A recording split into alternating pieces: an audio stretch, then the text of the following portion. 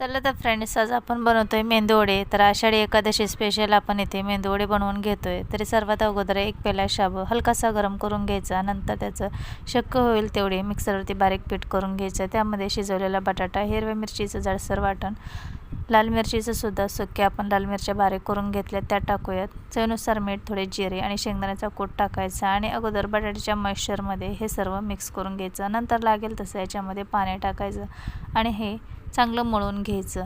तर तुम्ही कधीही असे शाबूचे मेंदूवडे खाल्ले नसतील. आपण नेहमीच शाबू करतो किंवा शाबूचे बटाटे वडे करतो. तर इथे पहा, आपल्याला याला मेंदूवड्याचा आकार देऊन घ्यायचा आहे आणि सर्व वडे बाकीचे असेच मेंदूवड्यासारखे बनवून घ्यायचे आहेत. कडकडीत तेलामध्ये हे वडे आता तळून घ्यायचे आहेत. गॅस खूप कमी करायचा नाही. खूप वर हे वडे तेलात ठेवले तर याचं सारण बाहेर येतं. त्यामुळे कडकडीत तेलामध्ये हलकेसे सोनेरी रंगावर भाजायचे. झटपट वडे तयार आहे. सबस्क्राईब करा.